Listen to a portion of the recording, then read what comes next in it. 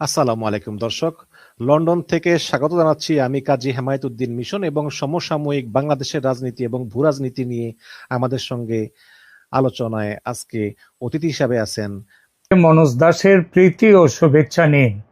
আমি এই চ্যানেলে গত 21শে মে একটি এপিসোড করেছিলাম। সেখানে বলি যে শেখ হাসিনা আগামী অক্টোবর নভেম্বরের মধ্যে দেশে ফিরবেন। শেখ হাসিনার দেশে ফেরা নিয়ে আজ যে আলোচনা চতুর্দিকে চলছে তার শুরুটা তৈরি হয়েছিল আমার সেই খবর দিয়ে। আমার খবরের উৎস শেখ হাসিনা ছিলেন স্বয়ং। দিল্লির পান্ডারা রোডে তার বাসভবনে তিনি আমন্ত্রণ জানিয়েছিলেন ভারতে অবস্থিত তার দলের কয়েকজন প্রাক্তন নেতা মন্ত্রীকে। দীর্ঘ বৈঠক হয়, নেতারা সেখানে একত্রে মধ্যাহ্নভোজ সারেন। সেদিন নেত্রী তার দলীয় সহকর্মীদের স্পষ্টভাবে বলেছিলেন তিনি নভেম্বর নাগাদ অবশ্যই দেশে ফিরছেন। সেই মিটিংয়ে উপস্থিত হাসিনা মন্ত্রিসভার এক প্রাক্তন মন্ত্রী, আমার বিশেষ পরিচিত, আমাকে নিজে জানান সেই বৈঠকের কথা। আমাকে জানিয়েছিলেন যে শেখ হাসিনা শারীরিক ও মানসিক সব দিকেই পুরোপুরি সুস্থ, একদমই বিষাদগ্রস্ত নন। তাকে দেখে মনে হচ্ছিল বড় কোনো কাজে ঝাঁপিয়ে পড়ার জন্য তিনি তৈরি। তার মধ্যে যে উৎসাহ উদ্দীপনা সেদিন সবাই দেখেছিলেন, তার কারণটি আমি জেনেছিলাম। কিন্তু আমার সেদিনের এপিসোডে সেই কারণের কথা আমি বলিনি, কেননা পুরো ব্যাপারটা তখনও নিশ্চিত হয়নি, আলোচনা চলছিল। আজ এই এপিসোডে বলবো সে কথা, কারণ আলোচনা সমাপ্ত, সিদ্ধান্ত গৃহীত। এখন সিদ্ধান্ত কিভাবে সেটাকে বাস্তবায়িত করা হবে সেই ব্যাপারটা চলছে এখন। সুতরাং এখন বললে কোনো অসুবিধে নেই। আমার দেওয়া সেই সংবাদের পর এনডিটিভি সংবাদ মাধ্যম হাসিনার সঙ্গে কথা বলে একই খবর দিয়েছেন 6 মাসের মধ্যে তিনি দেশে ফিরছেন, এবং তারপর রয়টার্সকেও এই একই কথা তিনি বলেছেন। রয়টার্সকে দেওয়া টেলিফোন সাক্ষাৎকারে শেখ হাসিনা বলে দিয়েছেন যে এই ডিসেম্বরের মধ্যে তিনি দেশে ফিরবেন। আজ হাসিনার ফেরা নিয়ে কেউ সংশয় প্রকাশ করছেন না। সবচেয়ে বড় কথা, বাংলাদেশে হাসিনার সমর্থক যারা, তারা তো বিশ্বাস করে একটা উত্তেজনার মধ্যে রয়েছে, আনন্দের মধ্যে রয়েছে। কিন্তু শেখ হাসিনার বিরোধী রাজনৈতিক দলগুলো বলছে হাসিনা ফিরছে। এমন খবরও আসছে যে হাসিনার ফেরা আটকাতে নিজেদের মতো করে সবাই চেষ্টা শুরু করে দিয়েছে। চেষ্টা করছে বটে, কিন্তু হালে পানি পাচ্ছে না। কেন হালে পানি পাচ্ছে না কেউ? কারণটা আমি জেনেছিলাম সেই 21শে মে তারিখে, যখন আমি আগের এপিসোডটা করি। সেখানে আমি এটা বলিনি এজন্যেই যে আলোচনা তখন চলছিল, সিদ্ধান্ত পাকা হয়নি। কোন আলোচনা, কোন সিদ্ধান্ত? আলোচনা ভারত ও আমেরিকার মধ্যে। বিষয় শেখ হাসিনার দেশে ফেরা। আমেরিকার সঙ্গে শেখ হাসিনা সরাসরি কথা তখনও বলেননি, কথা হচ্ছিল ভারত আর আমেরিকার মধ্যে।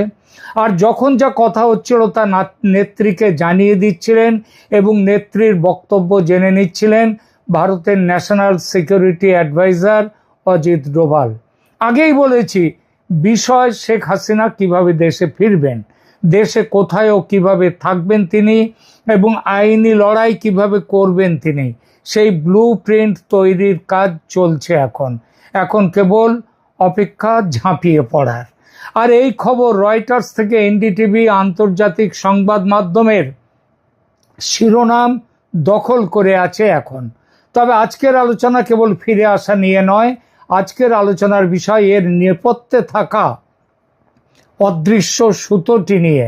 কেন হঠাৎ ভারত এবং আমেরিকা, যাদের অবস্থান বেশ কিছু ব্যাপারে ভিন্ন মেরুতে থাকে এবং বাংলাদেশ নিয়েও ভিন্ন মেরুতে চলে গিয়েছিল, তারা হাসিনার ব্যাপারে কোন অলিখিত সমঝোতায় পৌঁছেছে? আর সেই সমঝোতার আড়ালে কি বাংলাদেশের সংবিধান ও বিচার ব্যবস্থাকে এক নতুন সংকটের মুখোমুখি দাঁড় করিয়ে দেয়া হচ্ছে? আজ আমরা এই বিষয়ে গভীরে যাব। প্রথমে বলি, শেখ হাসিনাকে নিয়ে সত্যি ভারত আমেরিকার মধ্যে কোনো সমঝোতা বার্তা হয়েছে কি না, হয়ে থাকলে কাদের মধ্যে হয়েছে সেই আলোচনা। আমেরিকার পক্ষে ছিলেন ভারতে নিযুক্ত আমেরিকার হাই কমিশনার সার্জিও গর এবং তার একটা টিম। যিনি এই সার্জিও গর আবার রাষ্ট্রদূত ছাড়াও দক্ষিণ ও মধ্য এশিয়ায় আমেরিকার স্পেশাল এনভয়। তার আগে যে পদে ছিলেন সেই বিখ্যাত বা কুখ্যাত, যেটাই বলুন না, ডোনাল্ড লু, যিনি শেখ হাসিনার পতনের পেছনে ছিলেন অন্যতম প্রধান কারিগর। সার্জিও গোরের আর একটা বড় পরিচয়, তিনি আমেরিকার প্রেসিডেন্ট ডোনাল্ড ট্রাম্পের অতি ঘনিষ্ঠ।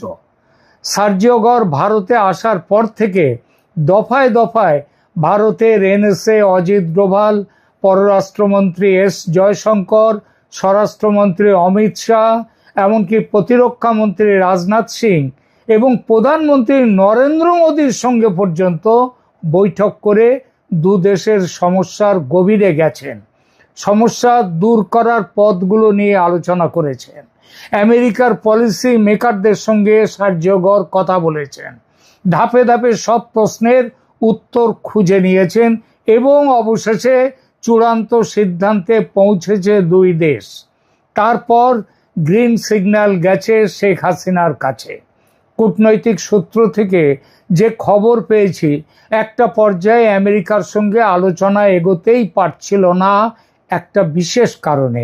আমেরিকা বলেছিল ইউনূসের সঙ্গে স্বাক্ষরিত গোপন চুক্তি হাসিনাকে মেনে নিতে হবে। ইউনূসের সঙ্গে আমেরিকার যে গোপন চুক্তি হয়েছিল, হাসিনা গো ধরেছিলেন, মানবেন না, বলেছিলেন পুরো চুক্তির কপি তাকে দিতে হবে, নইলে তিনি কোনো সমঝোতায় আসবেন না, তাই বিদেশে থাকতে হয় আর যাই হয় হোক। কিন্তু তখন তাকে ভারতের পক্ষ থেকে বোঝানো হয় আপাতত গোপন চুক্তি নিয়ে কোনো রকম কথা কেউ দেবে না, দিতে পারবে না, ওটা তোলা থাক ভবিষ্যতের জন্য, দরকার হলে তখন এই চুক্তি নিয়ে আবার আলোচনা হতে পারে। আর চুক্তি যে একেবারে অজর অমর অক্ষয় হয়ে থাকে এমন তো নয়। আর ট্রাম্পের চলে যাওয়ার সময় তো আবার 4 বছরে ওদের ইলেকশন, তার 2 বছর প্রায় হয়ে গেছে, সুতরাং ট্রাম্পেরও চলে যাওয়ার সময় এসে যাচ্ছে, এরপর আলোচনা এগিয়ে যায়। এবং বাংলাদেশের বর্তমান সরকারের চীন ঘেঁষা নীতি থেকে বাংলাদেশকে দূরে রাখা, মৌলবাদী ও সন্ত্রাসবাদী শক্তিকে দমন করা ও আঞ্চলিক ভূ রাজনীতির ভারসাম্য রক্ষা করতে আমেরিকা এবং ভারত, দুই শক্তিশালী দেশ, শেখ হাসিনাকে আবার রাজনীতির টেবিলে দেখতে চায় এবং সেই দেখতে চাওয়ার সিদ্ধান্তে সিলমোহর দিয়ে দিয়েছে দুই দেশ। ঠিক হয়েছে হাসিনাকে দেশে ফেরানো, তাকে সুরক্ষা দেয়া, আওয়ামী লীগকে দেশের রাজনীতিতে পুনর্বাসন দেয়া, শেখ হাসিনার আইনি চ্যালেঞ্জ যাতে সুবিচার পায় তার জন্য আমেরিকা ও ভারত যৌথভাবে তাদের দিক থেকে প্রয়োজনীয় কূটনৈতিক চাপ দেবে বাংলাদেশ সরকার, বাংলাদেশ সেনাবাহিনীকে। একটু ভেঙে বলতে হয়, শেখ হাসিনার দেশে ফেরার ব্যবস্থার ব্লু প্রিন্ট ভারত ও আমেরিকা আলোচনা করে ঠিক করবে। দ্বিতীয়ত, দেশে ফেরার পর তার থাকার জায়গা কোথায় হবে সেটাও আলোচনায় এসেছে। ঢাকায় নামার পর তাকে কি বন্দি করে জেলখানা বা ক্যান্টনমেন্টের মধ্যে জেলখানা তৈরি করে রেখে দেয়া, কোনোটাই নিরাপদ মনে করছে না কেউ। কারণ জেল হত্যার এত রেকর্ড আছে বাংলাদেশে, তাতে প্রশ্ন ওঠা অস্বাভাবিক নয়। একই অবস্থা ক্যান্টনমেন্টেও। বাংলাদেশ সেনার মধ্যে বিভিন্ন আদর্শগত গোষ্ঠী আছে, কেউ জামাতপন্থী, কেউ আওয়ামী লীগপন্থী, কেউ ভারতপন্থী, কেউ পাকিস্তানপন্থী। এরপর শেখ মুজিব, জিয়াউর রহমান দুজনে খুন হয়েছেন সেনা অফিসারদের হাতে। সুতরাং ক্যান্টনমেন্টের মধ্যে নিরাপদ নন শেখ হাসিনা। এই পরিস্থিতিতে কথা চলছে জেলখানা বা ক্যান্টনমেন্ট নয়, শেখ হাসিনাকে গৃহবন্দী রাখার। কিন্তু গণভবন তো এখন বাসের অযোগ্য, তাহলে বিকল্প বাসস্থানের ব্যবস্থা করা হবে। আর সেখানে পাহারায় থাকবে বিশেষ বাহিনী। সেই বাহিনীর কম্পোজিশন কিভাবে হবে, কারা সেটা তৈরি করবে সেটা দেখবে বাংলাদেশ সেনা ও ভারতের কর্তৃপক্ষ যৌথ আলোচনার মাধ্যমে, যার মধ্যে শেখ হাসিনার প্রতিনিধিও থাকবেন, এমন কথা শোনা যাচ্ছে। এসব বিষয় খুব গুরুত্বপূর্ণ, এটা ঠিক, কিন্তু আইনি বিষয়টা এসবের চেয়ে কম গুরুত্বপূর্ণ নয়। ইতিমধ্যে শেখ হাসিনার পক্ষ থেকে আইনগত চ্যালেঞ্জের বিভিন্ন দিক নিয়ে কাজ শুরু হয়ে গেছে। লন্ডনের ডাউটি স্ট্রিট পুরো ব্যাপারটা দেখছে বলে জানতে পেরেছি। দেশে পৌঁছবার পর সময় নষ্ট না করে আদালতে মামলা করবেন শেখ হাসিনা। প্রথমত তার উপর যে মৃত্যুদণ্ড দিয়েছে আইসিটি, সুপ্রিম কোর্টে তার পুনর্বিচারের আপিল দাখিল হবে। আইসিটির বিচার যে আদৌ ধোপে টিকবে না সেটা আন্তর্জাতিক আইন বিশেষজ্ঞদের প্রায় সবার মত। প্রথমত ট্রাইব্যুনাল তৈরি হয়েছিল, কেন এই মত দিচ্ছেন তারা? কারণ হচ্ছে প্রথমত ট্রাইব্যুনাল তৈরি হয়েছিল ৭১-এর যুদ্ধবন্দীদের বিচারের জন্য, কিন্তু যেভাবে তার টার্মস অফ রেফারেন্স বদল করে ২৪-এর অভ্যুত্থানকে যুক্ত করা হয়েছে, সেটা আন্তর্জাতিক ট্রাইব্যুনাল নিয়ম কানুনের সম্পূর্ণ বিরোধী। দ্বিতীয়ত জাতিসংঘের মানবাধিকার কমিশনের রিপোর্টকে ব্যবহার করে যে সাজাটি দেয়া হয়েছে শেখ হাসিনা ও তার স্বরাষ্ট্রমন্ত্রীকে, সেটা এভিডেন্স হিসেবে গ্রাহ্য হতে পারে না। এ বিষয়ে ওই রিপোর্টেই স্পষ্ট নিষেধ করা আছে, আর ফলে মৃত্যুদণ্ড তাদের বাতিল হতে বাধ্য। একই ব্যাপার অন্যান্য মামলার ক্ষেত্রেও। এবার ইউনূস আমলের মতো বিচার করা যাবে না, কারণ এই বিচারে বিশ্বের নজর থাকবে, বিশেষত আমেরিকা, পশ্চিমা শক্তি এবং ভারত তো আছেই, তাদের নজর থাকবে। শেখ হাসিনার প্রত্যাবর্তন মানেই নতুন আইনি যুদ্ধ। তিনি কি কি চ্যালেঞ্জ জানাতে পারেন? প্রথমত পদত্যাগের বিতর্ক নিয়ে তিনি আদালতে দাবি করবেন যে তিনি কখনো লিখিত পদত্যাগপত্র দেননি, যেটা প্রেসিডেন্ট নিজে স্বীকার করে নিয়েছেন, রাষ্ট্রপতি। সংবিধানের ৫৭ ক ধারা অনুযায়ী রাষ্ট্রপতিকে লিখিত পদত্যাগপত্র না দেওয়া পর্যন্ত প্রধানমন্ত্রীর পদত্যাগ কার্যকর হয় না।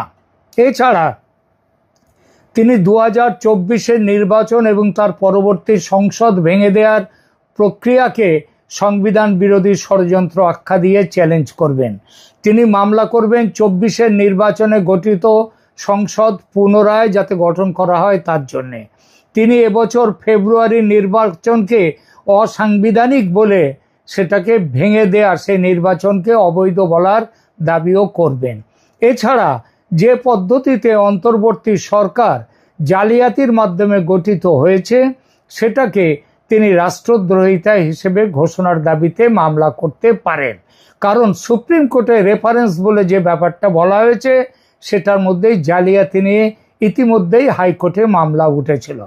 তিনি অভ্যুত্থানের বৈধতা বনাম সাংবিধানিক বৈধতা নিয়ে প্রশ্ন তুলতেই পারেন। এই বিষয়ে মামলায় হাইকোর্ট যে জনগণের আকাঙ্ক্ষা বা প্রয়োজনীয়তার তত্ত্ব, ডক্ট্রিন অফ নেসেসিটি ব্যবহার করে বৈধতা দিয়েছে, শেখ হাসিনা সেই ভিত্তিকেই চ্যালেঞ্জ করতে চান। কারণ জনগণের আকাঙ্ক্ষা, সেটার প্রমাণ কিভাবে পাওয়া গেল? দেশের ১৮ কোটি জনতার মধ্যে ২-১ লক্ষ মানুষ যদি আন্দোলন করে একটা সরকারকে, নির্বাচিত সরকারকে যদি ভেঙে দেয়, তাহলে সেটাকে জনগণের আকাঙ্ক্ষা বলা যায় না। এটা ষড়যন্ত্র এবং অভ্যুত্থানের ষড়যন্ত্র। প্রশ্ন হলো, হাইকোর্ট যে জনগণের আকাঙ্ক্ষার কথা বলছে, আইনি পরিভাষায় কি এর কোনো ভিত্তি আছে? সংবিধানের প্রস্তাবনায়, বাংলাদেশের সংবিধানে জনগণের সার্বভৌমত্বের কথা থাকলেও এটা কোনো নির্দিষ্ট আইনি ধারা নয়, এটা একটি আইনের ধূসর এলাকা। এবার আসা যাক সবচেয়ে বিতর্কিত অংশে। ৫ আগস্টের ঘটনা প্রবাহ নিয়ে যে প্রশ্নগুলো উঠেছে, প্রধান বিচারপতির অবস্থান, রাষ্ট্রপতির রেফারেন্স প্রক্রিয়া, যদি অভিযোগ সত্যি হয় যে কোনো বেঞ্চে যথাযথ প্রক্রিয়া মেনে কোনো শুনানি হয়নি, কারণ ওই সময় সুপ্রিম কোর্টের কয়েকজন বিচারপতি, প্রধান বিচারপতি, তিনি ছিলেন ক্যান্টনমেন্টে ছিলেন, এবং তার সেখানে ক্যান্টনমেন্টে কেন কোথাও এই ধরনের কোনো, সেখানে সেদিন কোনো বেঞ্চ বসেনি। সুপ্রিম কোর্টে তাই যদি হয়, প্রমাণ হয়, তাহলে সুপ্রিম কোর্টের সেই রেফারেন্সের বৈধতা নিয়ে প্রশ্ন উঠবে। মনে রাখতে হবে, সুপ্রিম কোর্টের রেফারেন্স জানি যে চিঠি দিয়েছিল, সেই চিঠিরও কোনো কপি পাওয়া যাচ্ছে না। সুতরাং পুরো ব্যাপারটা একটা জালিয়াতি। এটা আইনি দিক থেকে কি একটু নরম করে বললে, আইনি দিক থেকে এটাকে প্রসিডিউরাল ল্যাপস বা প্রক্রিয়াগত ত্রুটিও যদি বলা হয়, যদি জালিয়াতি নাও বলা হয়, তাহলেও পুরো অন্তর্বর্তী সরকারের গঠন প্রক্রিয়ায় চ্যালেঞ্জের মুখে পড়বে। যদি কোনো আদালত এই জালিয়াতির অভিযোগ আমলে নেয়, অর্থাৎ বলে এটা জালিয়াতি হয়েছে, তবে বাংলাদেশের বিচার ব্যবস্থা এক অভূতপূর্ব সংকটের সৃষ্টি হবে, প্রশাসনিক সংকটও সেই সঙ্গে। এখন প্রশ্ন, যদি শেখ হাসিনা সত্যি আদালতে গিয়ে এই সমস্ত দাবিগুলো তোলেন, তবে রাষ্ট্র বা সমাজ কি করবে? যদি আদালত তার দাবি মেনে নিয়ে সংসদ ফিরিয়ে আনার রায় দেয়, 2024-এর সংসদ, তবে তা কি দেশ জুড়ে চরম বিশৃঙ্খলার জন্ম দেবে না? নাকি একটি নতুন নির্বাচনের পথ প্রশস্ত হবে? অন্যদিকে আদালত যদি প্রথাগত আইনের দোহাই দিয়ে তার আবেদন খারিজ করে দেয়, তবে শেখ হাসিনার সমর্থক গোষ্ঠীরাও, তারাও দেশে রাজনৈতিকভাবে একটা গোলমালের সৃষ্টি হতেই পারে। এখানেই এসে পড়ে আন্তর্জাতিক সমীকরণের প্রশ্ন। ভারত ও আমেরিকার প্রভাব শুধু হাসিনার নিরাপত্তার গ্যারান্টিতে সীমাবদ্ধ নয়, তারা দেশে যাতে কোনো বিশৃঙ্খলা তৈরি না হয়, দেশে যাতে একটা আইনি শাসন ব্যবস্থা থাকে, সেটাও তাদের দেখার কথা। সুতরাং প্রস্তাব দেয়া হচ্ছে, নাকি তারেক রহমানকে ইতিমধ্যে প্রস্তাব দেয়া হয়েছে যে এসব আইনি বিতর্কে দেশ এক চরম অরাজকতার মধ্যে পড়তে পারে, সেটা যাতে না হয় তার জন্যে শেখ হাসিনার প্রত্যাবর্তনের পর একটা কুলিং পিরিয়ড, শান্ত পিরিয়ড, শান্তি দিয়ে আন্তর্জাতিক নজরদারিতে নতুন করে ভোটের ব্যবস্থা হবে। শেখ হাসিনার কাছেও এই প্রস্তাব দেয়া হয়েছে, তারেক রহমানের কাছেও গেছে এই প্রস্তাব। যদি দুজনেই রাজি হয়ে যান, তাহলে বছর খানেকের মধ্যে নতুন করে নির্বাচন হবে বাংলাদেশে, এবং তখন দেখা যাবে পরিস্থিতি কোথায় যায়, কে ক্ষমতায় আসে। উপসংহারে এটাই বলা যায়, শেখ হাসিনার ফেরা, দেশে ফেরা শুধু একজন ব্যক্তির ফেরা নয়, এটি বাংলাদেশের রাষ্ট্র ব্যবস্থার ভিত্তি নিয়ে এক বিরাট পরীক্ষার সময়। প্রিয় দর্শক, আপনারা কি মনে করেন এই সাংবাদিক চ্যালেঞ্জ কি আদৌ টিকবে, নাকি ইতিহাসের চাকা অন্য কোনো দিকে ঘুরবে? কমেন্টে আপনাদের মতামত জানান, লাইক দিন ও সাবস্ক্রাইব করুন। ধন্যবাদ।